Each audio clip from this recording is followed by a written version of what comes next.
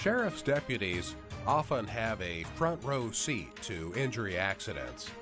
This time, they were the first on the scene where a car had a broken windshield and a caved-in roof. The young couple inside the car was dazed but fine, but the dying motorcycle rider needed their immediate help. The sheriff's deputies went to work until the ambulance arrived. Right after shift briefing, we got a call about a motorcycle accident that isn't very far from the precinct. It's just up the road here, a little piece on 179th Street and 41st Avenue. In law enforcement, we kind of have a little saying we refer to as the lug nut rule. And usually in a motor vehicle accident, the vehicle with the most lug nuts wins. And as you know, motorcycles don't have any lug nuts. I responded here from the office while I was doing paperwork. I got to the scene. I could see it was pretty significant. The windshield of the Honda was caved in. The sunroof on the roof of the Honda had been caved in, and there was blood spattered up over the roof, onto the trunk, and over the guardrail leading to the victim.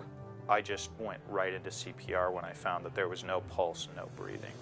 And it appeared that the Honda had been coming down the hill and around the corner, and the motorcycle had been going up the hill and around the corner into a fairly significant, what you would call blind corner.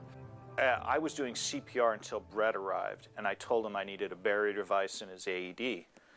The AEDs are fairly new to this agency, but we receive Red Cross training every other year, and during that training we use the AED. We practice on a mannequin. The AED is so simple to use that even when you're really agitated, there's just nothing to it. Each pad says where it belongs, and once you start the machine, it tells you what to do next. The people in this collision were young people, and they had just had a car smashed by a motorcycle and a human being flip up over their car. That's not something people experience every day, and they were in shock. He was very bloody.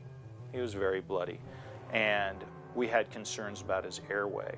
So we managed his airway by tilting his head into a C-spine position, and we were preparing to use our barrier device when paramedics from AMR and the firefighters showed up. We continued CPR, and they prepared everything that they needed until such time as they could take over the CPR. We transitioned into that more traditional law enforcement role where we began investigating a collision. By the time he was evacuated, both Brett and I were on to other calls. We have a very heavy call load. This scene hit a little more close to home because Sergeant Walker and I both ride motorcycles, and I don't necessarily like going to motorcycle collisions because I ride a motorcycle. But I think it's really important that people ask themselves in a calm moment, in a day-to-day moment, if I'm faced with an opportunity to give first aid to someone in a crisis situation like that, am I emotionally prepared to do that? Because you can't emotionally prepare yourself when you're in the middle of a total shocking situation. Even for us, it's very hard. We're in the middle of an economic crisis. Police officers are being cut way back. We're serving a 2012 population with 1999 levels of police. And there's going to be more and more of these accidents where it's going to take longer and longer for us to get to that scene.